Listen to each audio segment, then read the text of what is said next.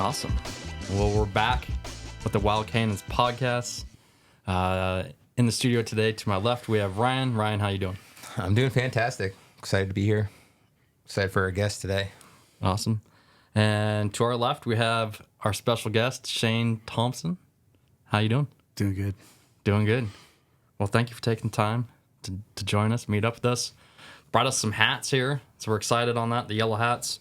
For those that don't know, Shane, snowboarder, surfer, owner of Swell Coffee. First person to give us a sponsorship here on the podcast, so thank you very much. You have a long history with Mount Spokane, creator of an iconic logo. And you spent many years giving back to the snowboard community. Sheesh. Are you ready for this? Ready. Well, I know you were saying you're a little tired. Ryan and I have been snowboarding almost every day this week. So I think we should blast off with smelling salt to kick it off. All right, let's do it. We're good? It's time. Little cheersies. Have you had one of these before? I feel like I have. I can't remember. I think I've had Just a version of one. Not Did you get knocked out before and this is how you woke up? take it I deep. Cheers. Okay. Cheers.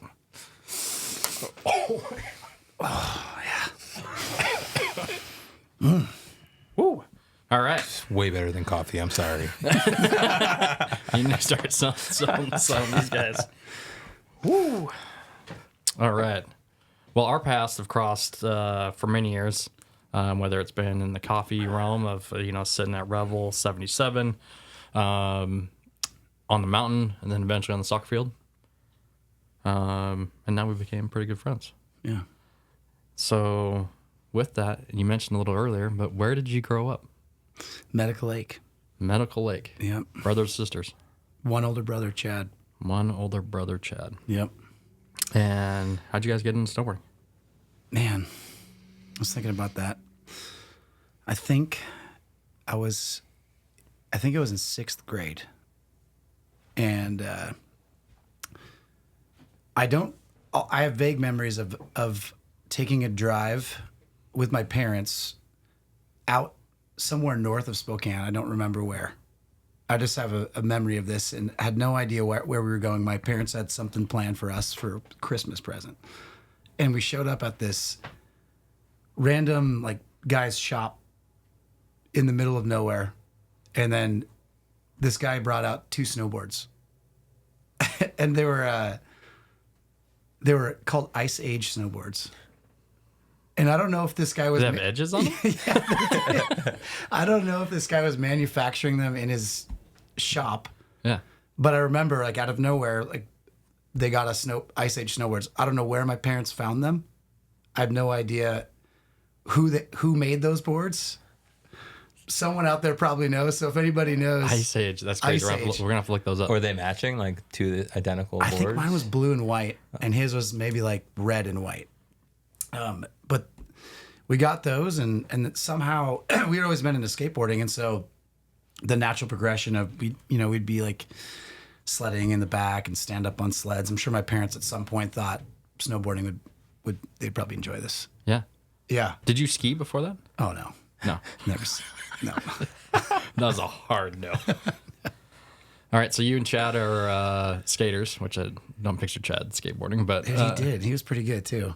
I could see that. Yeah. I could see him being good at it, but I don't see him being a skater, if that makes sense. Parents, get you these crazy boards. Yeah. And then are they taking you up to the mountain? How are you getting up there? So, yeah, they took us... Man, my parents are awesome. I give them all the credit for getting us into snowboarding. We had a few hills in our backyard. And so before we ever had, I think, any sort of passes to the mountains, we would set up jumps and build little rails in our backyard. And one year, my dad went to UTF skate park, interviewed a bunch of skateboarders, and asked them about how to build a quarter pipe. And he single-handedly built a quarter pipe. It was awesome. It was like I got a wood? a wood quarter pipe. And I remember it was Christmas morning. He's like, "Come outside, guys." And there was it was probably I think it was a 4 or 5 foot quarter pipe that he had built. Just random. That is crazy. freaking awesome. And he kept it hidden from you until Christmas. Yeah, too? he hid this thing, and we'd skate it, and then like we took it out to our backyard and would build a jump out of this thing, and we started just riding down the hills, trying things off this quarter pipe. Shoot. And I think there was always that element of adrenaline, and my parents eventually took us to 49 degrees north. So 49 became the home mountain. Yeah, when I was a kid, that's where I remember riding the most. Mm-hmm. That was they would come up. My parents were troopers. They would bring Scrabble and sit and just drink beers and play Scrabble for hours, walkie-talkies, and just let us go. Oh, that's so rad. Just vivid memories and really fond memories of them. That's amazing. And I don't have that much experience with your parents, but I know they come out and support you still. Yeah, they do. They come watch us. Our soccer games. Yep. Which is awesome. Yeah. I think that's so rad that you still have that connection. But now hearing that the backstory of that, I mean, it still makes sense that why your family's so tight as well. That's awesome. They would come up there and play a little Scrabble, and it was awesome. It reminds me a little of that's what my mom would be doing. Like if she wasn't skiing, she'd be playing Scrabble in the lodge or something. So. Yeah. Well, my mom was a They loved teacher. it. She would come up and grade papers. Yeah. So she would come up and just hang out, have a couple soakers, Yeah. do That's some awesome, grading, man. and then, then we'd peace out. I thought it was pretty badass. I was like, you know what? That's what they want to do. They, my dad never had the knees. He always wanted to ski with us, but that's what they loved. They did that for us, Was there a reason? Sorry to butt in, but why 49 as opposed to Mount Spokane, or is that just kind of the spot? I honestly have no idea why they chose 49. We lived out in Medical Lake, so you could take the back way to 49 through Reardon. Yeah. I forget it was Highway 81 or whatever that is. And so I think we would take that route. So in their mind, probably a nicer drive, Yeah. not drive through the city of Spokane. so somehow, that was the mountain. I don't know, but it was awesome. I loved 49. I know they had hard alcohol there, and Mount Spokane doesn't. Yeah, probably that too. Oh, that's great. No, I was thinking like Medical Lake's pretty flat. So when you're talking hills, I mean, these are like. Oh, well, Like- yeah, it is. But we did a lot of things. So we had friends we lived out in the woods, out towards kind of the Air Force Base, Deep Creek. And so we had small hills. Yeah. I'm not talking about like, there's no rope. It drops or anything into like the that. creek down there after the Air Force Base. Yeah. There's a. We're before the drop. Yeah. So yeah, there's kind of out in that direction if you can think about that geographically. But we had all sorts of little hills just in our backyard that were big enough to make little runs on and build little rails and stuff. And one thing we used to do is we used to go out in some of the farm hills. So if you've been out to Medical Lake, there's Eastern State Hospital and Lakeland Village, which are two different like mental hospitals. And past Lakeland, if you keep going out there, there's a bunch of farm hills out there. You can see them kind of when you're on I-90 in the distance. And when it snowed a ton, we'd get in touch with this farmer. I can't remember his name. And we'd drive as far as we could, hike in with shovels, and we'd build some sort of like wedge jump into this one specific spot. The snow would just blow, and it would build up this cornice. And we'd get out there with shovels, and we'd build this wedge jump into the side of this farm hill. That's sick. It was awesome. That's It was so really sick. awesome. So we That's so found, when you're passionate about it, you find Do what you got to do. you find a way to snowboard on anything you can. Oh, I love it. I love it. But you guys get after it for sure. Once you are on something, I know that you guys stick with it. Who would be the biggest influence then in your young snowboard life? Like just the person who inspired me the most, like to actually snowboard. Yeah, Or, I would say like maybe choose your own adventure of like, if Okay. it was, someone close, or maybe it was someone that you Man. looked up to. I remember when I was in young middle school, I didn't know much about the snowboard career or industry. I went up to the mountains, and I think the people at the mountains, there was a couple guys back in the day that I used to watch ride at 49 before I knew there was, before you're introduced to the industry and movies and things like that. And man, I might be messing her name up. There's this girl named Abby. I want to say it's Abby Moe. And then back in the day, Mitch Richmond. Mm-hmm. I never knew the guy. Hard body Richmond. Yeah. And he was there, and he was younger. But I would watch him. I think her name is Abby, and a couple other guys at 49 that were just insane snowboarders. And I remember watching them snowboard, like, man, I want to try what those guys are trying. And so that was like the progression. I saw that inspired me to want to learn how to ride park, and we kind of naturally gravitated towards the park more than other parts of the mountain. And then at some point, high school, snowboarded with Josh Wing a bit back in the day. And then I had a number of friends from then on out. But my brother and I we were probably each other's biggest influence because he's a really good snowboarder too. And we would always be pushing each other. I remember every time I would learn something frontside, he would learn something backside. So that, or maybe it was the opposite. Maybe I learned backside, he did frontside, but one of us would stick to that specific spin. And then we'd always try to challenge each other. Yeah. So Chad and I would both push each other too back in the day when we were pretty young. Mm-hmm. And then as the years went on, that was during the golden age of snowboarding. So you have the Forum guys, you had the robot food movies, you had like the Resistance. Yeah, oh yeah. The movie that I would say influenced me the most in terms of even the music I listened to, the style of snowboarding I loved was the movie Opti-Grab. I don't know if you guys remember the movie Opti-Grab. Yeah. This guy. Oh, well. Dude, I love that movie. This guy would. Yeah. Yeah. Yeah, snowboard. And obviously the Resistance too, and parts of that. So I think that it started out with friends, people around the mountain, and then as I got older and learned more about brands, and I think went to Zoomies back in the day and would learn about different brands and people and watch movies, and it just starts to grow. Yeah, you learn more about the industry. And how old are you think when you saw your first like snowboard movie? Oh, I got had you stoked. Probably like 8th grade or freshman year. Pretty early on. Yeah, pretty early on, I think, is when I started watching snowboard movies. I feel like same for you, not for me, because I got into it a little later, so that's why I have a big gap in my snowboard movie knowledge. But yeah, I wish I would have gotten to it younger, so it's cool. No, that's awesome. I know, and also like you have a pretty laid back personality, and actually so does your brother. But I know like when it's on, you both are extremely competitive. Chad more so. I would say that, but then it's also like I've seen the light bulb go on with you, where that competitive light bulb is it's on full. I mean, if we're going to 10, you guys are both at 12 or 13 at times. That's probably true. But I love it. So was there a pro then that you like idolized that was your hero? It's funny. I was just listening to this podcast. I've been waiting for it to come out. It was UC Oxenden. Oh, that was super good. I've always loved his riding style. Like, I remember back in the day watching him do the butters, when he'd do like the butter to the Switch 9 and all these cool butter tricks.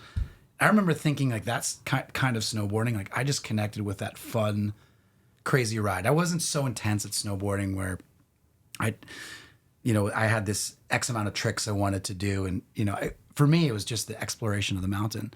But those guys in Opti-Grab, which Travis Parker was in that movie, there's so many guys, Benedict, I can't remember everybody in it. There's a lot of the robot food guys. Robot food guys. Those guys, their style was so cool. That was back in the day too, when they were hitting like the gnarliest park jumps, when UC was talking about that. And I remember there was like a season at Schweitzer and they were trying to build jumps like those. They were the most insanely dangerous jumps of all time. Dude, they make some big jumps there. God, they did. But yeah, it seems like they still do. But I think that style of riding where they were just like, just having fun, messing around, it didn't seem like it was too serious, but still there was this level of like, those guys are still badass. Yeah.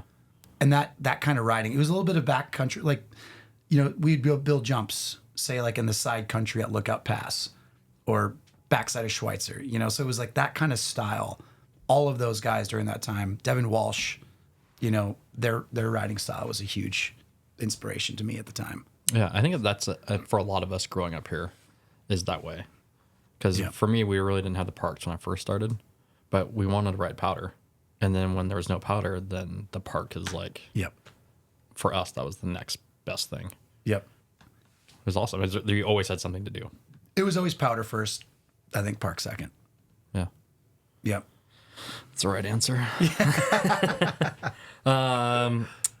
we said earlier, I guess, that we were talking about how much we've been riding, myself and Ryan, and then you were talking about you haven't been getting up as much. But what's your board setup? What are you riding right now?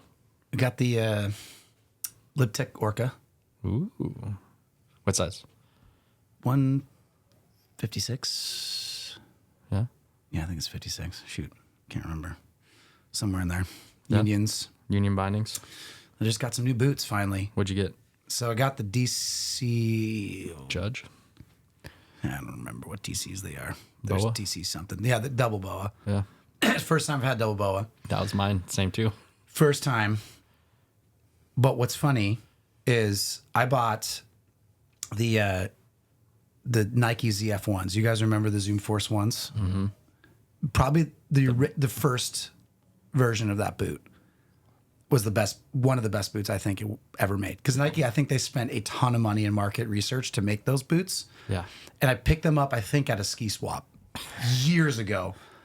And they were, I think it was either like they couldn't sell them, they were funky looking, but just picked them up, had those boots all the way up until I just bought Oh, that's boots crazy. last year.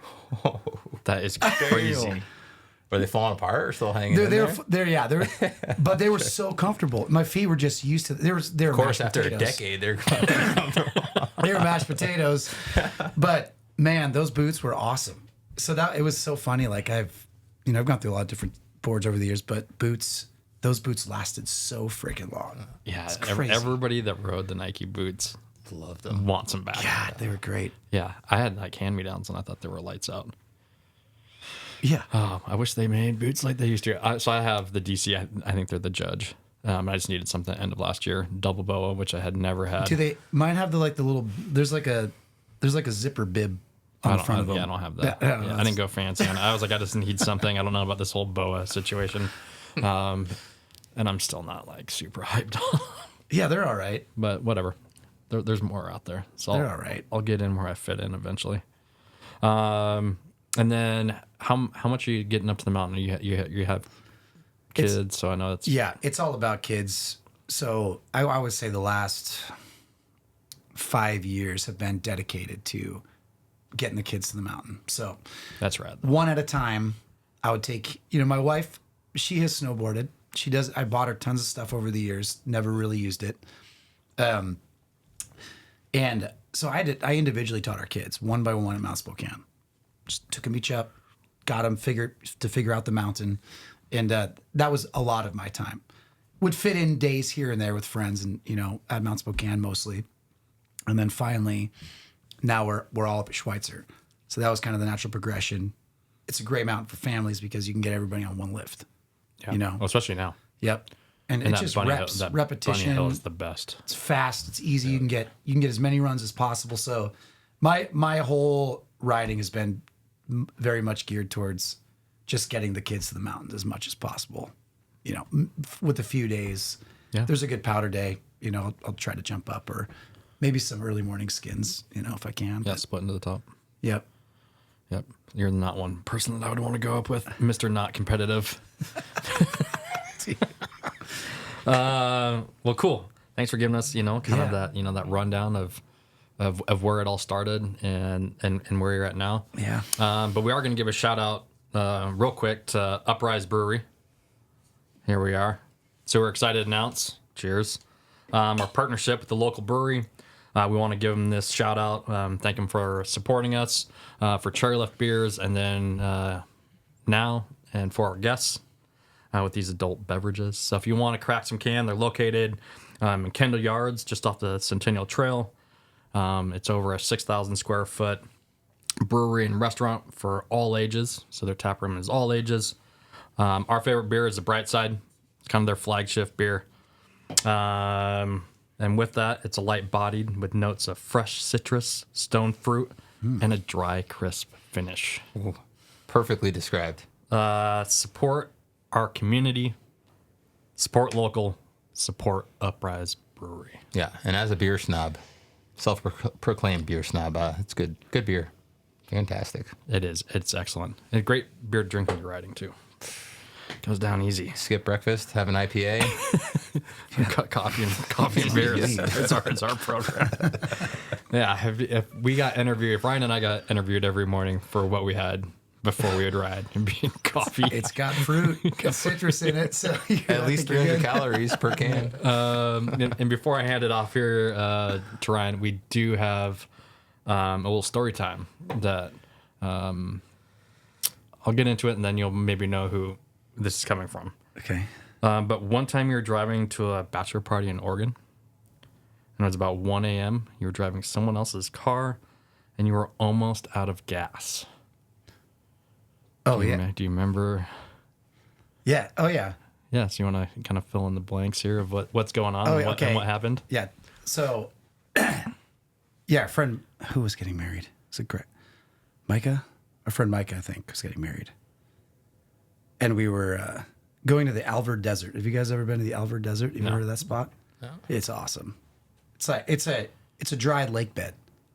And so it's kind of like the Oregon's version of like the Salt Flats kind of thing, you know? It's like just like a flat for miles. So you can get out there on cars and just go ripping. And so we were camping in the middle of the Alvord Desert. And this is, oh man, I'm going to mess it up. Maybe Southeast Oregon or something like that. That sounds right. Yeah. Get on the Google machine. Yeah. Cool. Really cool spot. There's actually some touring out there. There's a bunch of ridges around, and there's a little hot springs. It's kind of a neat spot. That whole trip was pretty funny. But on the way down, Michael Anwar, which most of you guys know, Michael, he had a really nice Subaru. He said it was 2 days old. Yeah. Dude, it was fancy, man. That guy, brand new. he has all sorts of fancy cars, you know? And so he asked me to drive a Subaru one night. And, you know, Oregon, they pump your gas for you. And so some of these really small towns, like if you don't get there, like, and there's some gas pumps that you can't pump your gas. Like you get to that gas station, there's nobody there. You're not getting gas. And no gas attendant. And no gas attendant. No one's going to pump your gas for you. And they shut the pumps down. And so we're getting into this little town somewhere outside. I don't remember the town. And we were in the middle of it's freaking way the heck out there. You are out. You're in the desert. It's nighttime. We're cruising along. Michael, like the gas is getting low. And when Michael gets really nervous, he sits there, his eyes are wide, and he's like Michael's usually the life of the party, laughing, goofing around. And he's just looking at me, like looking at the gas tank, freaking out that we're going to run out of gas in his brand new car. And he's just, he's so excited about this car, and I'm driving it. And so I'm like, dang, dude, we're getting really low. He's like, oh, shit. Oh, man. Looking at the gas gauge, and we're coming into town, and we can see, I was like, oh, great, there's a town. Let's, hope there's a gas station there on the outskirts of town. And as we're getting into town, I just kind of like tap the gas pedal, and the car just kind of lunges forward. He's like, what was that? I was like, I don't know. And so I go a little farther, like do 2 more taps. I was like, oh, that's not good. He's like, what? He's like, what? Well, I was like, I don't know, dude. I think we're out of gas. And he's like, no. Oh shit, no. And so tap it a few more times, and then I just put it in neutral and shut the car off and just coasted to the side of the road. I was like, and we're outside of town and we're stuck. We don't know if there's gas. And he is freaking out. He's like, oh, fuck. He's like, this is my new car. I can't believe this. You ran us out of gas. Like, what the heck? I'm just letting him rant for a little bit. Sat there for a second, silence. Like, shit, man, I'm really sorry, dude. This is not good. And I just like hit the button and started to back up. Drove to town and we found a gas station. That's awesome. Oh man, anything I can do to get under his skin just a little bit. Yeah. So Michael, thank you for the. And he didn't bury the lead on that one. He just said, "Ask about this," and I didn't know the ending. So yeah, we've had a lot of stories. With that cat. Oh, I love it. Well, thank you for sharing. We have Ryan to ask you some questions. Yeah. I'll jump in here, and we'll have to say the logo for Mount Spokane Terrain Parks. It's kind of an iconic logo. I just want to kind of see how you came up with that idea and your background in design and how that came to be. minimal background in design. As you design these hats, you're like, I made these hats in like 7 minutes. Well, I always enjoyed, I just create, as a snowboarder growing up, all of us, this is a funny part of the UC Oxenden interview was like back in the day when you had a notebook and you used to just doodle. Did you guys ever doodle on your notebooks in school? Yeah. Every logo, like I remember. Every meeting I'm in. Yeah, he's still doing it in class while he's teaching people. He's bored out of his mind. But I remember, like, I would always doodle like the Special Blend logo back in the day and all these, and I think that's where I fell in love with just the element of design and creativity through marketing. But what's funny about that logo is we're sitting, we're downtown, right across from where the Saranac Commons is. Right across the street is Boots Bakery. That was in Boots Bakery that whole idea started. And it was morning. I was having coffee one morning with it was Alec Farrar from Mount Spokane, Phil, maybe Nick. What's up, Phil? Nick Sackman. Yeah, Phil was there. One other person, I can't remember. And we were just having a conversation. I was like, hey, we should brand the park. He had just, I don't know if he had just become the main park manager or had been there a year or something, but I think he'd been there. he may have been there a little bit. Yeah, I because I can't know remember. Zach had one of the jackets. Oh yeah, no, because I helped Zach too with a couple designs, like when they had the rake. It was like the mountain and the rake, and I was like, that's a cool design, probably make a better one.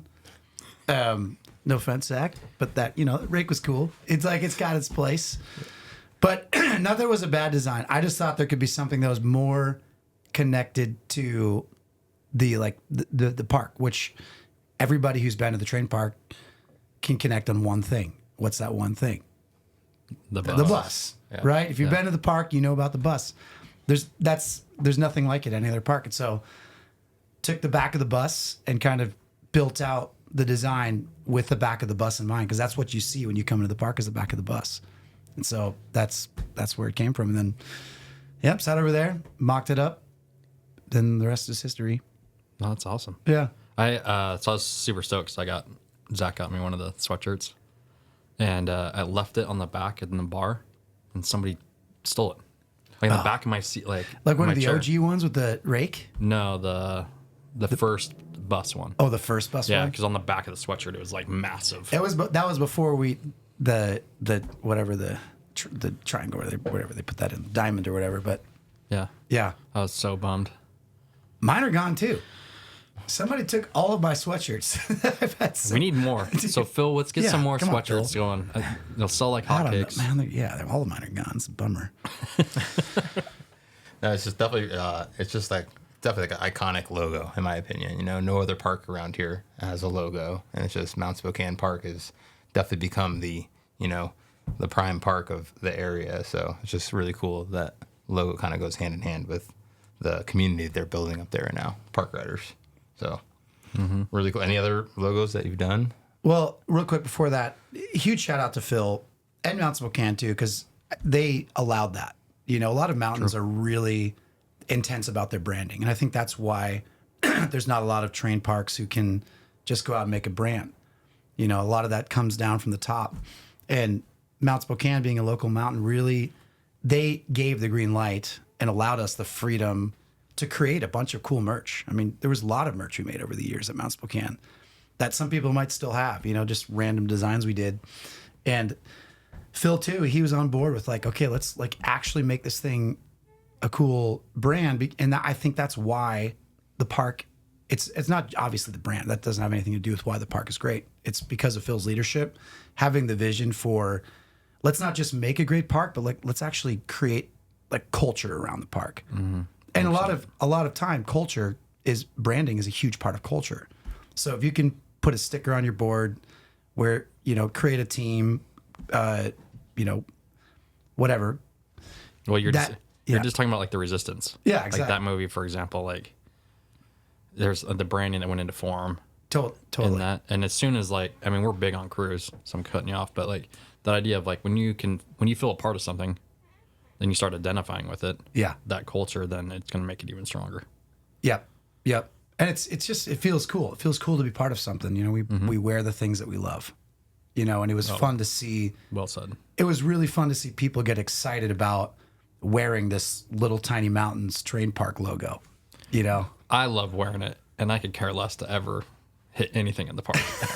Just like the videos they do too, like all the edits with the logo that starts off. Even I've done edit from Mount Spokane, and they've given me, or Phil sent me the logo before I even knew that you created it, or knew you obviously. And yeah, it's just iconic for the brand, and the videos is kind of a big thing. It's on Instagram, and people see that logo. It's kind of a big deal. It's cool, especially right now with the role that Phil does have. Yeah. Then they've been open for maybe 2-3 weeks now. Yeah. And then the idea that they just posted they're going to be having these edits come out. It's awesome. Killer. Yeah, he's doing great. Shout out Devin Harper too, he's made a lot of great edits over the years and Devin's integrated that. And so a lot of good people have made that park what it is. Took a lot of vision, but yeah, there's a lot of people that behind the scenes. Yep. So you're, definitely Zach, kind of he was the pioneer, man.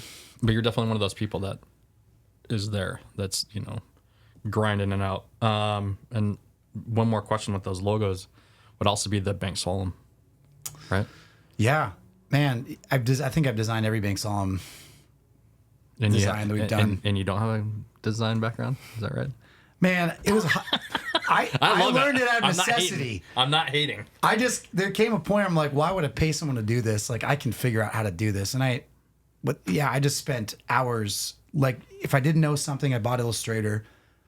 Just figured out the program enough, and then if I didn't know something, I just go on YouTube and learn it. Yeah.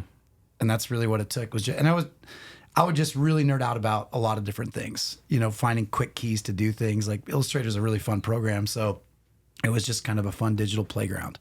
Yeah. And I was always doing branding for different things at the time. So like why? And it was always, I think one thing that hit me was I would maybe pay someone to do something, then I'm waiting. I'm like, I don't have time to wait. I need this right now. So then I was like, well, why complain about it? I might as well learn how to do it. And that's what I tried to do. Love it. Super cool. Smart, especially now, like running your own business, you want to keep it. Still faking it.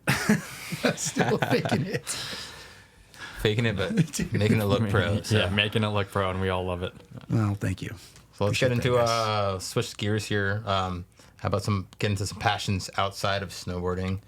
I know a big one that you're into. We were kind of talking about it a little before, but pretty much surfing. Snowboarding, but on the water. Man, surfing. I love the water in general. I can't consider myself an actual surfer. When you said I'm like a surfer, I hold that term loosely. I love it. I'm obsessed with it. I think I was probably supposed to be more on the water than in the mountains a lot of times, and have a connection with the water. So whether I'm like wake surfing, wake foiling, in a river surfing, or surfing on the ocean, I love it all. I love the culture of surfing. It's what inspired the brand of my business. It was just the ocean and the I love it. Yeah, the fact that you have to earn it. Surfing is not you can't jump on a chairlift to the top of the mountain. You can't drive to the skate park. You're gonna get your ass kicked in the ocean for a while. Yeah, just to get out to the point where you can actually get ready to surf. For sure. And then catching waves is a whole different thing. Yeah, playing Mother Nature too. There's a lot of variables there. So yeah, it's a really spiritual sport too.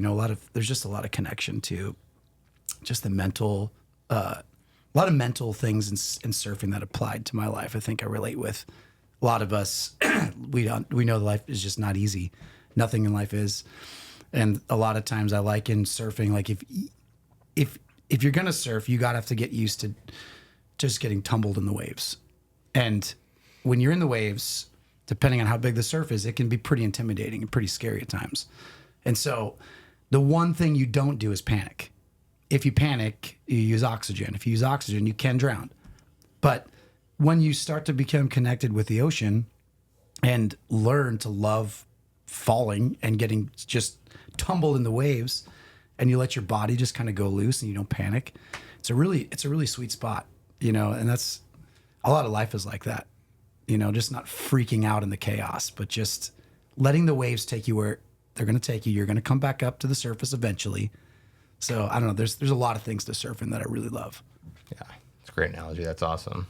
Like when did you get into surfing? When did you start? Like, what was the first time you went surfing, or when did you kind of fall in love with it? Probably wake surfing with buddies in high school, and then I think we took some trips to California when I was a kid, and saw people surfing. Probably talked my parents into letting us, rent some foam boards and get out there, And then as my brother and I got older, Chad got into it a lot more than I did quicker because he was traveling for a bit, living on the coast, and so we, some point in time, bought surfboards in our probably more so in our like late teens to early 20s when we could actually go drive places.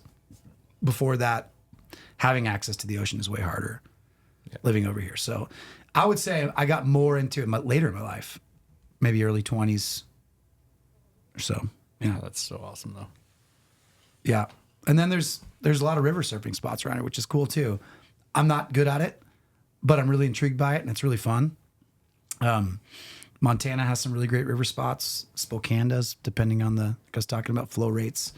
And so I want to get more into river surfing. I bought a river surfing board. I've been a couple times, over the past few years. And that's another like whole level of surfing. And Missoula boys trip. Yep. Or Chelan. There's the big wave. The wave in Chelan's really fun too. Yeah. It's a cool spot. Carl Montoya knows all about that one. Yeah. Too. But surfing on a river wave is so much different than surfing in the ocean. It's a way different I've heard experience. all three are different. The river wave compared to the Chelan wave, that big wave. Yeah. Yeah, that Chelan wave it's a lot of fun. I'm terrible at it, but I look like a breadstick. It's a killer view though when you look at it. I mean, out the back, where it's at, and then the mountains around it, and then it's awesome. And then wake foiling is something I got into a couple of years ago. That sport is like learning all board sports all over again. Have you guys ever tried that? No. Dude, that sport is that's a little too much rich for my blood. That Those things are sport like is $2,000, right? They're not 4, cheap. 5, They're not 6. They're not cheap, and I have the cheap one out of those, and so that is a way different sport. Out of all the board sports that I've done, I've never been a master at any of them, but decently comfortable on a board. Getting on a wake foil, that was like starting all over again. It was so hard. It was like learning an entirely new board sport. That's wild. I've seen the guys that are good at it and then go around the boat and do circles and stuff, and pretty cool. Once you get it, you get it. Once it's there, you have it, and it's it's just like riding a bike with like anything else. But the learning curve to get into wake foiling is pretty freaking hard. Do you think it's transferable back though? So you're saying it's like different than all the others, but if you get the hang of that, does it help you in any other realm of? Oh, for sure. I mean, in a lot of ways, it's kind of like 360-degree control of your feet because the foil there's no edge, right? Because when you have like surface on the water, you can use your edges to carve, right? Like with the surfboard. But when you're using a foil to specifically maneuver your board, there's no edges to control it. So it's easy just to like flip backwards, flip sideways. Then you have like a 2-foot metal blade. Yeah. That if you jump the wrong way, the first time I did this, literally the first time I ever got up on this thing and jumped the wrong way, fell in front of the foil, it hit me in the leg. I remember. And cut my leg. There's blood just gushing out of my leg. I had no idea. I knew like it hurt. My leg felt like it was bruised. Got back up again, and my wife, she's like calling. She's like, your leg is bleeding really bad. Still line of blood coming behind the dude. Anyways. But you kept after it though. Got it figured out, I'm sure. I don't have it figured out, but I somewhat, I'm sure. Being humble. I'm trying. It's fun. No, that's sick though. The one time I went surfing at the Straits I was telling you about, there was this guy in a foil, and he was just surfing circles around everybody, kind of pissing off a lot of the hardcore surfers. Yeah. But so much respect for the dudes that can rip those things. That's the goal, is I want to get good enough at foiling where I can get in the ocean to do it. Because you can ride any wave. You could have little wave force and just, again, lap, pump back out. Oh, yeah. Catch waves, He was lapping cars. for 30 minutes straight. Oh, and I'm watching everybody else just paddle. He's just... Yes. Chris Rassman? Yes, Rassman, dude. I follow him. Oh, yeah. He loves that. I love that totally. It's awesome. I think it was the Airtime with Jody Wozniak. Yeah. If you haven't listened to that episode, and listen to Okay, I have to listen to it. it's a good one. He's also really big into was like the ski-doo stuff. Like Jet the skis. jet Yeah, he's skis. out jet skiing And they on- go like up in Canada. up the coast. Yeah, so I mean, check that episode out. Okay, Yeah. I will. I'm going to grab another beer. Anybody else want one? I'm doing pretty good. I'm sipping. Japanese lager is delicious. Tasty. I need to try that one. Delicious and crisp. Let's get into some. While T's grabbing a beer, any other hobbies outside of snowboarding, surfing? I'm a dad, man. There's no such thing as hobbies. Well, the kids are into some sports. The kids are into some sports, I hear. So A random hobby that some people might not know. Yeah, being a dad, that's my hobby. Yeah. 99% of the time, driving them to all sports and everything, which is, I laugh about it, but it's a great joy of my heart. I love being a dad. The most fun journey I've ever been on, and the hardest journey I've ever been on. So getting them in the mountains is super fun. Watching like my kids learn has been really, really exciting. But another weird hobby is I like to songwrite. I like to write songs. no shit. I had no idea. Yeah. Have you told anybody else? I don't know. I don't tell a ton of people. You're hearing it here Right first. here, man. You're hearing it. Do you have a song for us right now? I mean, I'm not I gonna- wish I would have known this. You It's play a guitar too? I do. I play some Nice. guitar. Yeah, We could have brought guitars in. Yeah, dude. I went to school for audio engineering because there was a time in my life I wanted to like actually play music and do music stuff. And recently, I've been getting into write country songs. That's awesome. Write a song so we can put it on one of our edits. I'll send you a couple. Me and a good friend of mine who lives in California. We actually write every week together. We dedicate like a decent chunk of time writing songs. It's a good outlet. Great outlet, and if you can write good songs, you can make pretty insane money doing it. For sure, yeah. Oh, now he's looking to monetize. He's like, this isn't my No, passion. there's This is a my method. This is my passion, but if I can monetize this. There's actually a method to it, believe it or not. I've written a lot of songs over the years as a hobby, but I specifically focused on like specific genres at different times. You know, I've written folk songs and all sorts of songs over the years, but being with my business, connecting to people at the Gorge, I've made some really insane connections in the music industry. And songwriting seems to be something that I don't know why I like it, but I just want to do it all the time. If I could do one thing for most of the day, it would be songwriting. Sometimes even like it's up there with like snowboarding and those kind of things. Like I love writing songs and creative. You're being like creative. and so it's a numbers game, you know. So if you can write 100 songs, there's a chance that one of those songs could be picked up by somebody. For sure. So, Hell yeah. So we're kind of on this journey of actually demoing out. I'll send you. We have 3 songs we just demoed that are completely like finished demos that I do with my friend Chris, and I'll shoot them over to you. Dude, Can you- that's freaking awesome. Yeah. But I play a little guitar, and I always think of just from playing, I'm like, the amount of like talent and just knowledge, it just takes a lot to write a song. It's not just, yeah, it's, Drawn a lot of whiskey and it's a lot of fun. yeah, dude, that's awesome. Yeah, man, it's a good outlet. love it. I can't wait to hear some of it. Yeah. Well, other than that, I know you guys like to kick balls around too. Right? Oh yeah, we kick balls. I forgot about that. Well, we can briefly skip through this. Oh yeah. Ryan's like next. I'm just kidding. I have respect. Let's get into it. Let's hear about the soccer. Yeah, T, tell us, man. You're the old man in the league. That is true. No, it's your podcast. Man, I've always been a subpar soccer player. My brother's always been significantly better. I've always lived in his shadow. Not seriously, but Chad's he's a built to be a soccer. You look at him, you're like, that guy's a soccer player or an athlete. It's me. It's 50-50, you know. Supposed to be a songwriter. That's what. Yeah, I'm meant to be a songwriter, but so Chad and I, again, we've grown up doing so many things together. Soccer was one of those things that we did very seriously through most of our life.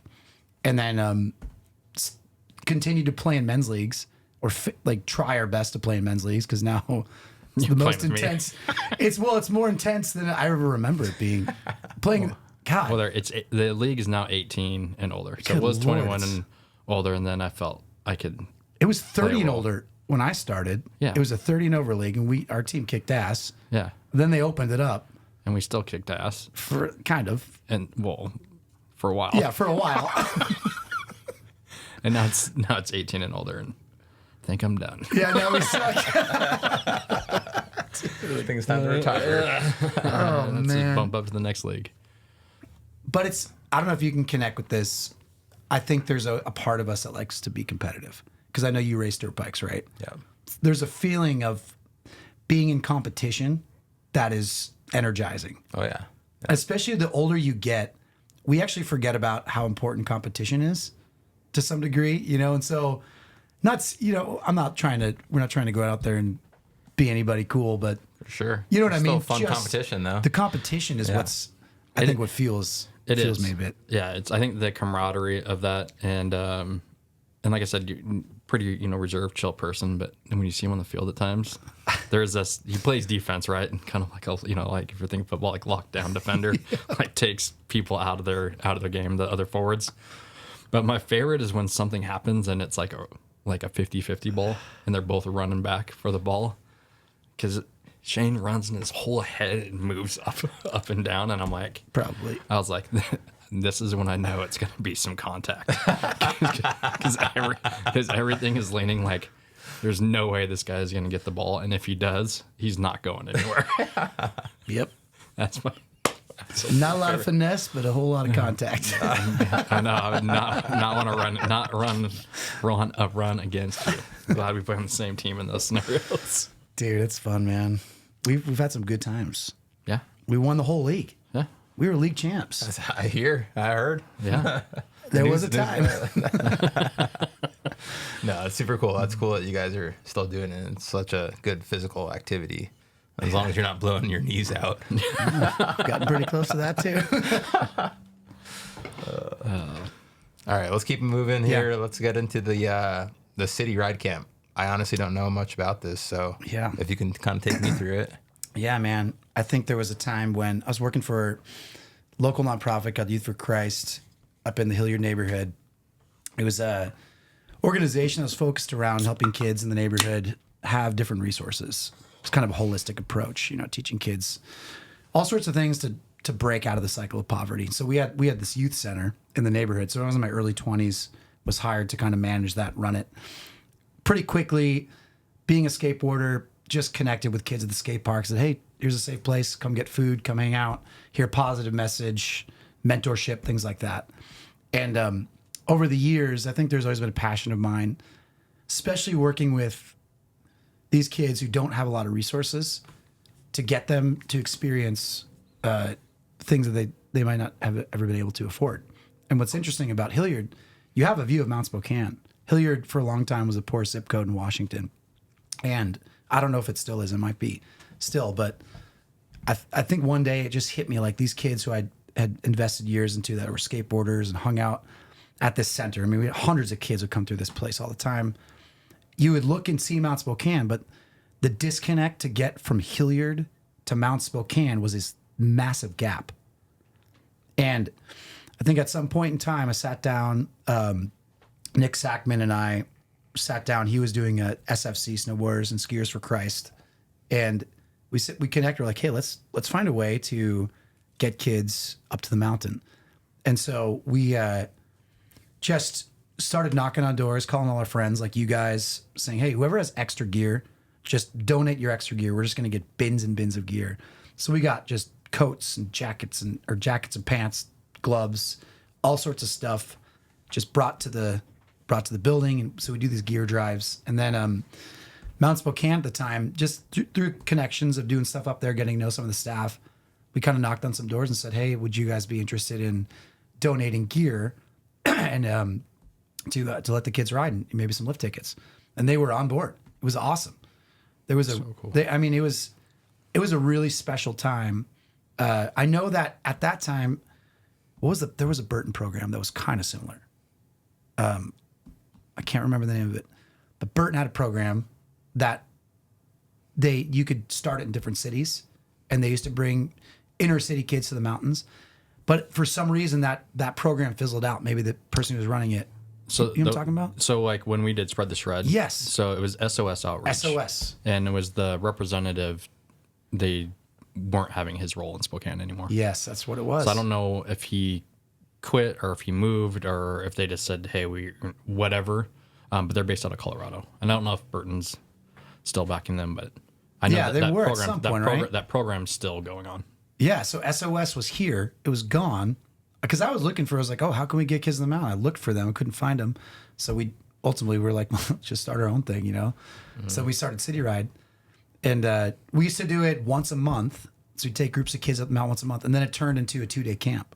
And it was awesome. I mean, I don't know if you can post any photos. Yeah, but definitely. we'd bring like 60 kids to the mountain from Hilliard and West Central that have never been to the mountain ever in their life. We'd bring them all the way up to the Vista House. So cool. It was. I grew up looking at it, like just, the opportunity to come up there. It was a special time, man. And then what was really fun is that at the time, Phil got all the park guys in a lot, and Mount Spokane started really taking a liking to it. So they would donate some of their ski school people to come teach. And then we'd rope like the park guys in. Like, hey, we're going to give you a group of guys that are a little bit more wild. Just take them to the park. And man, there's just so many, oh man, I just have one moment. Nicholas Nelson was working at the park and he was riding up the lift with a girl who had never in her life been on, never been on a lift, never snowboarded. And she's freaking out. He's, Nicholas is a little quieter. And I just remember we were sitting back just laughing. He's like patting her on the back, trying to console her. And she's freaking out.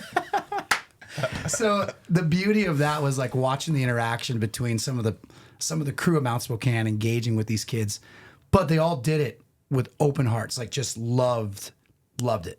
It was a highlight of the year for all of us to do that camp. It was so fun. That's so rad. How many years did you do it? Ah, man, it had to have been 4 or 5 years. Maybe even more, because we started out, but we did the camp itself for maybe 3 or 4 years. And then before that, we did a couple of the monthly meetups. Yeah. Yeah, it was a blast.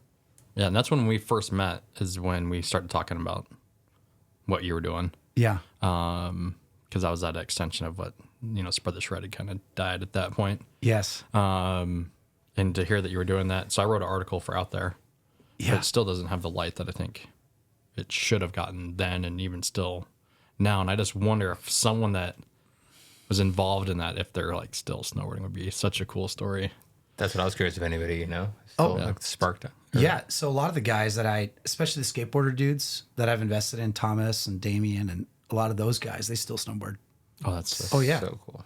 They're still going for it. It just takes one. It just one, and then you're like, yeah, this is so especially just because it's so hard to access, obviously. If you don't have money to get up here to the mountain, yep, you need a vehicle to get up there. Yep. And it's a money. It's a lot of money. It's not just a weekend going roller skating or ice skating money. Yeah, it's probably the hardest part about our sport. It's just we like to party. we like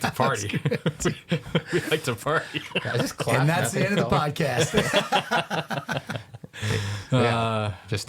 It's really cool, and just kind of the way you you seem really stoked to talk about it. So you should be proud of starting something like that, and thanks, hopefully man. Something like that, inspire somebody that's listening to this, or to start that something of their own, And there was, again, a lot of people involved. I wasn't the only one. Nick Sackman was right there with me the whole time.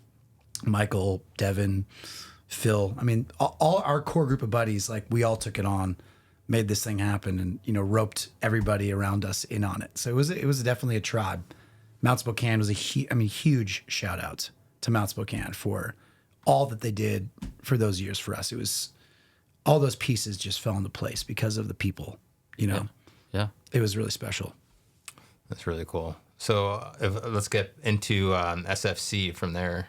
Can you elaborate a little bit on the Snowboarding for Christ? Yeah, SFC was always been in Spokane. Our friend Nick kind of ran it for a long time. Michael, our buddy, he kind of took over. And very simply, man, it was we all know there's always been this disconnect of religion in the mountain. And in a lot of ways there should be, right? There's the church world and the mountain sometimes don't really mix. But there's a lot of great components to faith, that have played a huge part of my life. And so a lot of that was just service, right? Creating opportunities kind of like this with the City Ride, or just having conversations with people like, hey, how are you doing? So SFC kind of created a space to bridge some of those relational gaps. Taking a dive into not just, hey, we're out here snowboarding, it's all fun, it's a party, but there's more. You peel back the layers. A lot of our friends over the years, and some friends of mine who've been wounded by snowboarding because of addiction and many other things. And so SFC and their mission was really, it's very simple, just to be a light on the hill, right? Not forcing Christianity or any of that down anybody's throat, but hey, It's here. it's here. I'm a Christian, I snowboard, I still drink beer. We can have a conversation about life. And a lot of that was really cool. And so sitting on the, like you said, chairlift conversations. And we had wax nights we'd do, just free wax nights. Hey, bring your boards, bring your skis. We're going to wax them for free. Watch a snowboard movie, eat some dinner, hang out, create community, And a lot of cool relationships and conversations came from that over the years.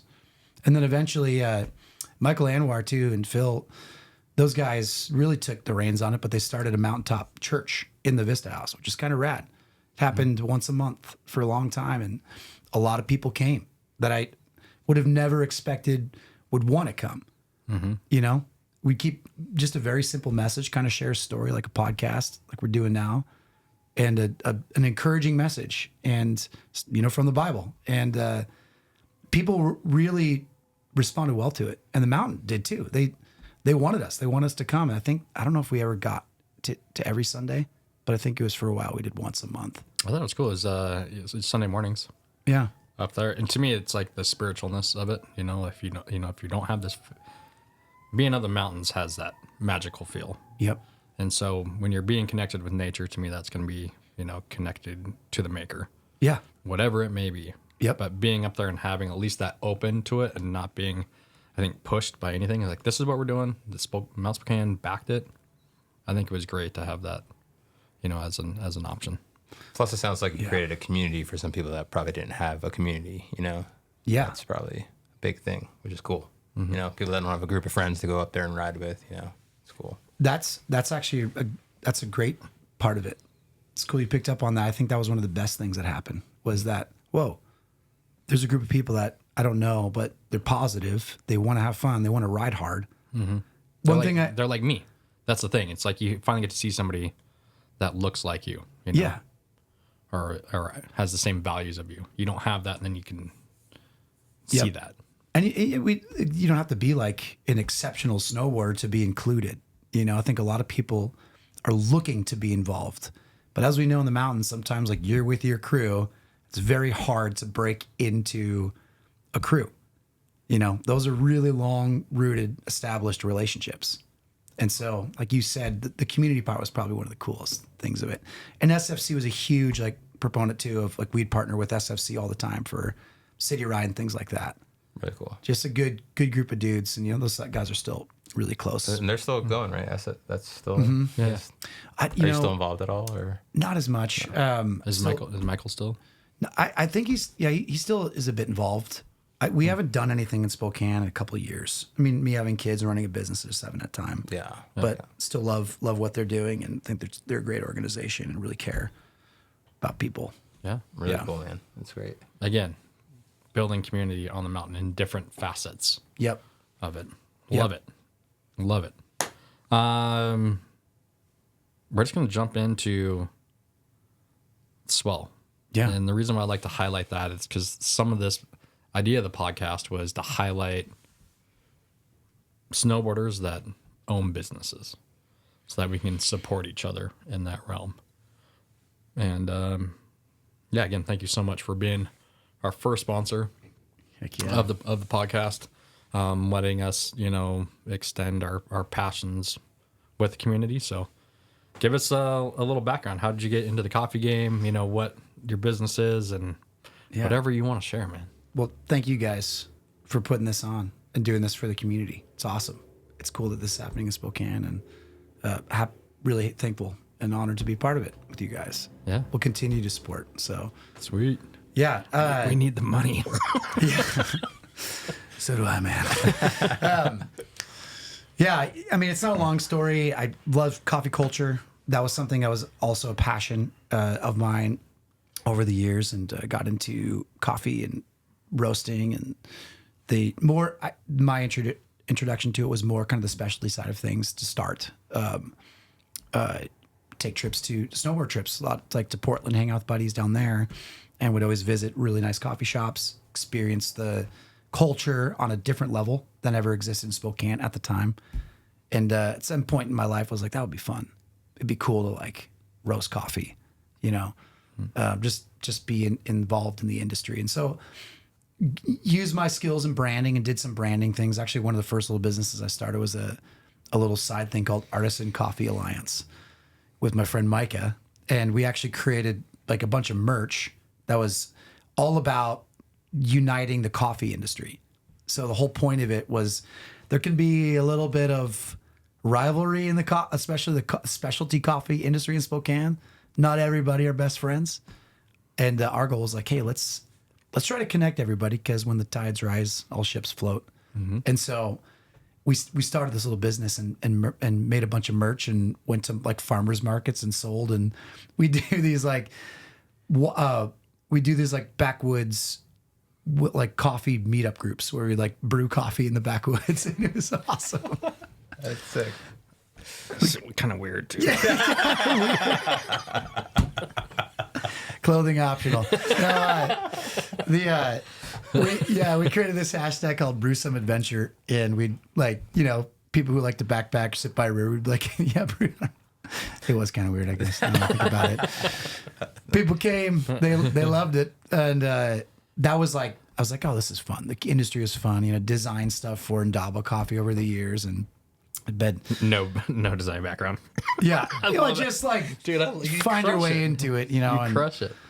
So yeah, then Bobby from Indaba was a good friend of mine. Watched his business get built. Learned a lot about coffee from him, and over the years, my wife and I were always talking about coffee and starting a coffee business. She wanted to start a drive-through. I was adamantly against drive-through coffee. It was like the one thing I was like, nope, that's not real coffee. You're a brick and mortar guy. I'm not doing that. I'm doing like more of the specialty cafe setting. Yep.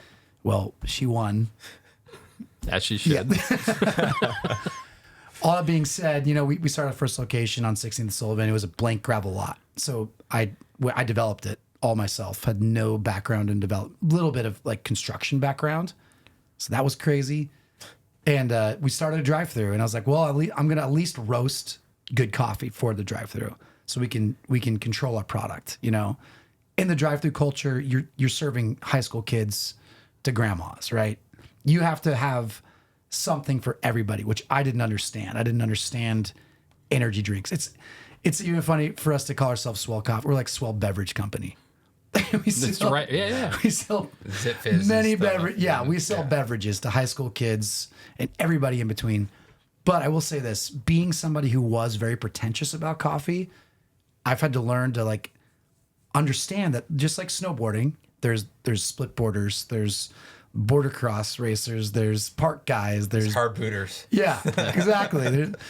There's the mono snow ski. I don't know where that guy fits, but that's fine. The snowblades, though, that's the one thing that's out. Snowblades, man. Who made those things? I used to snowblade, so. Are you serious? Yeah, dude, let's not talk about it. Anyways, back to coffee. When your podcast comes up, oh my God. Make that a talking note. Let's put a note. But anyways, I didn't understand drive-through, and I didn't understand why. Like my wife was so passionate about it. But I learned pretty quickly, like the relational element of drive-through really blew my mind. And for me, what I've learned over the years is like, what's more important? Like being pretentious about coffee and trying to be cool, or building a relationship with a customer.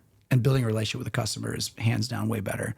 And you should also have a good product. I'm not saying you have a crappy product, but in a drive-through setting, it's very much barista to customer. So I when we started, I had to work it. I'd never worked. I've been done some barista stuff, maybe in in a cafe a few times, but jumping into drive-through was an animal that I had no idea what I was doing. Yeah. You have like 4 or 5 cars in each lane, and they're like, they got to get somewhere, and I'm slow. High stress. Like women can multitask. I can do one thing at a time. I was terrible. Like, I don't know. I apologize to my original staff because like I was probably so terrible. so slow. But, you know, I'm like, oh, okay, like, I'll get you one drink and like work that. And people are, you know, leaving and driving away. We learned a lot of lessons. But I had to work it. When he says we, he means me. Yeah. Well, my wife and I too, like, you know, she was teaching, she's a teacher. So we still had to pay the bills. So she was like substitute teaching. We both quit our jobs. I quit. I you know, worked my way up in YFC to the point where I was traveling with them and kind of on a national level, completely quit my job. She quit her teaching job, went to subbing, and we started this thing. So at 30 years old with 3 kids, wouldn't suggest that to most people. So Send it. So we call it going all in. dude, we did. We went all in. How's the landing? Oh, it's good. Oh man, bomb holes, man. It was crazy. But fell in love with drive-through. The relationship with the customer. Like you look in someone's car, you can see what's going on in their life. That's someone's like private space more than anything else. Mm-hmm. And so fell in love with that like connection to people, you know, and it just became about people, you know. So expanded from there. We did grow the roasting operation to we bought out another business on Trent, which was called Bumper Crop. Played a huge role in coffee in the kind of early scene Spokane. We were able to grow and expand pretty quick. So we bought another location, the roastery, and then the truck, which was kind of being used here and there. Bought that business out. 1 month later, COVID hits. So like we expanded our business at the worst possible time in history. It was wild. It was really wild. Yep. And then we just, you know, we've continued to grow it from there, you know, just the mobile business has grown in a very unique and special way. The mobile truck is my specialty shop. That's kind of where I can get back to the core artisan approach to coffee. Not that drive-through is an artisan. I don't want it to sound like that because there's a lot of people in the drive-through world that I really love and respect what they do because there is an artistry to relationship. To watch my baristas connect with people, that's why they come back. They can go anywhere and get a vanilla latte with a bunch of vanilla in it, you know, and or whatever flavors they want to put in there. They can go to almost any shop and get that, and they're all good drinks. But what is drawing people back is a relationship. They're coming back because someone there is asking about their life. So that is an artistry. It's artistry in its own right, you know. But when you get to the specialty world, it's like you're focusing more on like the creation of drinks, the products you're using, getting down to like, you know, being a roaster and being a specialty roaster. I can't always highlight that in drive-through. So the truck is kind of like my way to be connected back to the culture, the origin itself, talk about the coffee that I'm passionate about roasting, you know, do more handmade type things. And so that's taken a really fun growth pattern on itself that I didn't really anticipate. So yeah. You don't have the brick and mortar. Now you have the wheels and steel. Dude, the wheels and the steels, man. But with that, you had a great opportunity. And I know it's been for the last 2 years, and hopefully they have a contract for a third year. 3 years. So it's been 3 years? 3 years down. So it's been 3 years. 3 years down. So 3 years down, and explain what we're talking about. Yeah, so our truck has had a crazy journey. So it was stolen a couple of years ago. I know. I recovered And it. found. Recovered it pretty much myself all the way in Montana, or almost in Montana. It was in Wallace, Idaho. They were close. They would have got through. And a motorcycle in it? Yeah, I was driving that. Oh my God. Yeah, I had a plan. But the truck was stolen. What's crazy about that is a week before the truck was stolen, I got a call from Live Nation, who owns the Gorge Amphitheater. Live Nation owns pretty much everything. They're kind of the monopoly in the music world. They own all the venues. They promote all the venues, etc.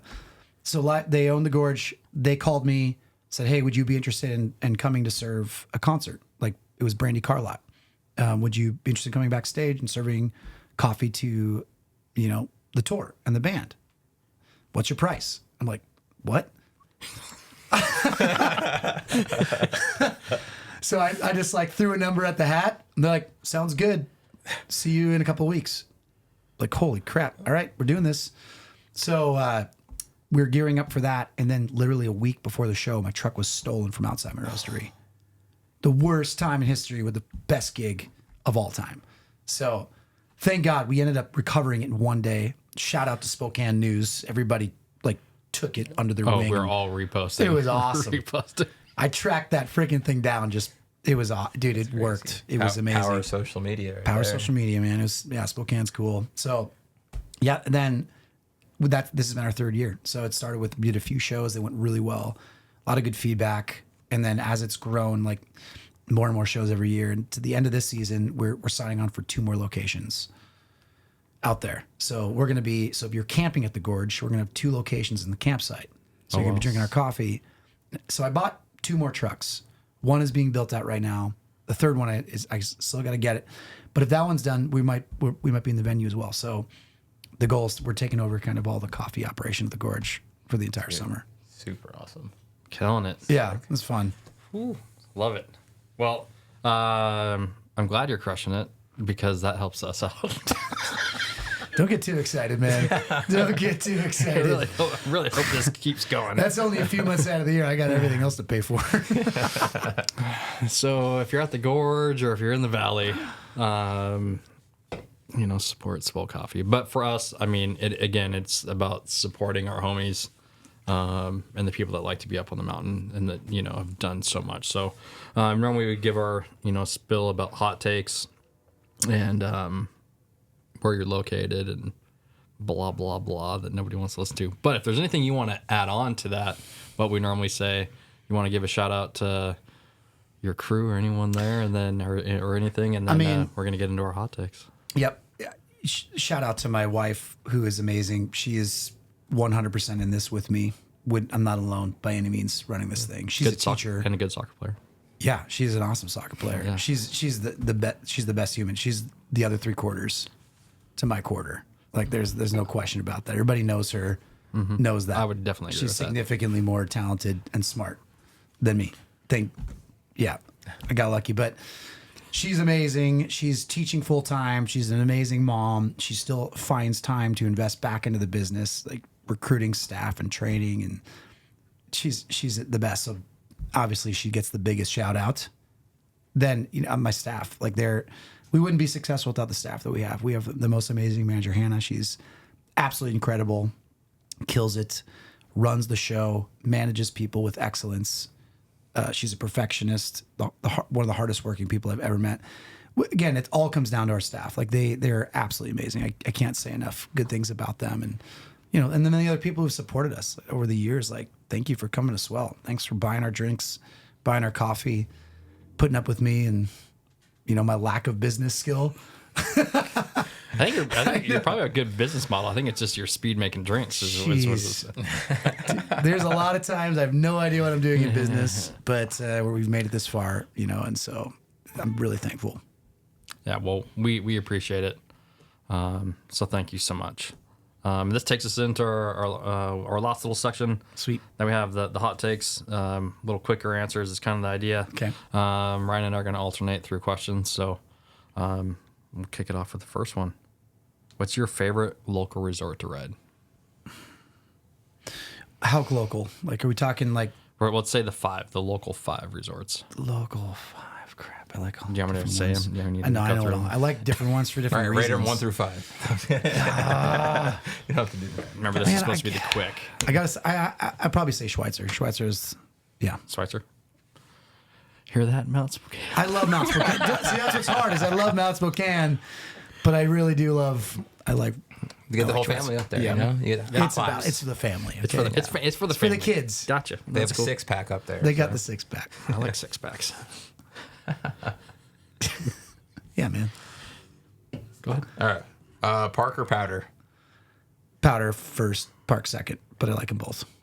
That is the correct answer. That is the correct answer. Most underrated local snowboarder growing up or now? Oh, I was just thinking about this. Travis Maxey. Oh, yeah. That dude. Yeah. What the heck? That kid, Easy.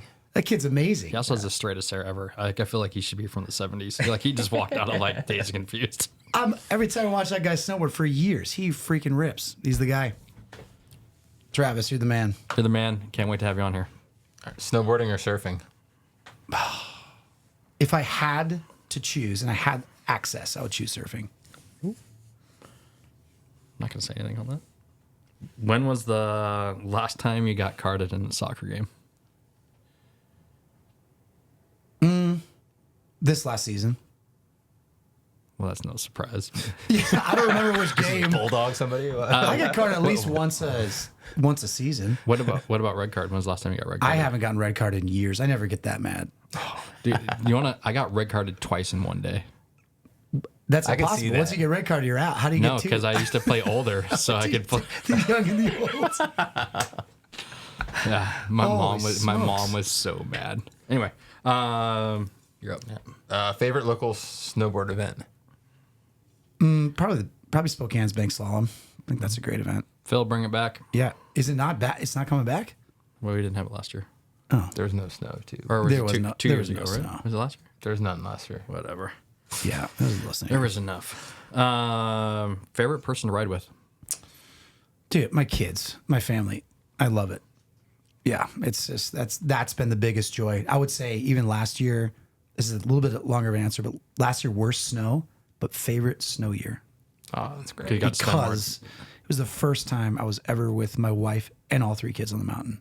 Oh, That was very special for me. So it's we'll hold that as the at the As top. the top answer. But after that, if you're gonna say like you want to go ride and you're grabbing your board and you're like, hey, let's go. Who are you calling? My brother, we've had so many good years snowboarding together. He would be the guy. If we could snowboard on a regular basis together, he'd be my first choice. That's awesome. Chad. Yep. Chad, if you ever listen to it, what's up, brother? He's the man. And he's still really freaking good at snowboarding. He's fast. Yeah, he is. He's fit. He's super He's fit. really fit. The guy cold plunges. That's what it is. And Cold saunas. plunge. He does all the like things 2 years more than now. I do. All right. Craziest chairlift story? I mean, I've had a little bit of everything happen. I've been taken down off chairlifts. I've peed off many chairlifts. Geez, I don't have anything crazy. Like I've jumped off chairlifts. I don't know. Nothing like earth shattering. Those are all pretty crazy. Yeah. I don't know. Done all the things that most people I feel like have Jumped done. off. What was that? Is Powder Day? Just That flop? was, dude, where was that? Yeah, it was Allegedly, it was not in Spokane. allegedly, you might have done it at Mount Spokane. I could have. Maybe. Man, I've done it at a few different mountains over the years. I don't remember all of them though. don't know where the Mount Spokane's kinda gnarly. We'll leave it there. Unless you're There's too many. I don't know. chair, Mount chair four, Spokane's chair four when you're four in would be deep the snow only year. one. Yep. I kind of skipped over this one, so I'm gonna combine this. What's your go-to coffee drink? What do you drink? Just black? Yeah. Okay. Black coffee. Just the coffee I roast. Yeah. So Simple. just straight black. Whatever origin I'm working on. But what's Try the it out. So you can taste it. what's the biggest pet peeve of someone who orders coffee? Got a lot of pet peeves. Well, dude, people. How about tips? If you could say Man, it, I don't want to say if I say Okay, well, this. we'll If I say this, I could lose customers. But I hate white coffee. I hate that that's a thing. I don't even know what that is. Exactly, but it's a thing in the drive-through world, and it's I don't know how it became a thing. All right, we'll just That's my least favorite trend in coffee is white coffee. Okay, we'll Yeah. perfect. Thanks Great a lot, answer. Starbucks. Yeah. Just, I don't know. If anybody knows, Worst, you know what worst that trend in is. coffee is that. Great. I should have reframed that. Okay, you're up. What snowboarder has the best style? Oh man, it's like Blake Paul or Arthur Longo, like those two dudes. So that's They're like it's a tie for me. So that's now. What about? Growing up, Yeah. You said Oh, man. Goosey before, but yeah, I've always loved his style. Devin Walsh, obviously. I would say the reason why I like Devin Walsh is because I specifically remember him doing a back rodeo 7 in the Resistance. There's like one shot clip. That clip was like the clip in my brain. It was like, that's what I want to snowboard like. So I don't know. His style overall was like one of those styles I really loved. yeah, me too. What's next? What's next for you? What do you got? What do you got for us? Anything? Man, I'm just trying to hold on for dear life raising kids. Oh man, I'm excited to see my kids progress. Jude this last Saturday is like hit his first little tiny little cliff, and that was really special. So Yeah. seeing like them progress in the sport and learn to love it, my wife getting in touch, in terms of snowboarding, I think that's really, really fun. And coffee, we're building out, a couple more trucks, see where that goes, and yeah, just so see, maybe I'll write a hit country song. Yes. That'd Yes. be sweet. I love it. And then, any last shout outs or thank yous to anyone? Yeah. Thank you guys for caring about snowboard culture in Spokane. It's awesome. So many people have made this happen, but Michael Anwar, Phil, Sackman, man, you guys, Devin, it's a good crew. Thankful for those dudes and all the years we rode together. And yeah, for anybody who cares about snowboarding in Spokane, it's awesome. I love seeing the culture grow. Yes. And definitely. build. It's grown a lot. Zach Lingo too, for putting on Spread the Shred, that event, and you were part of that. You guys, that was awesome. I loved Spread the Shred. I thought that was such a cool event.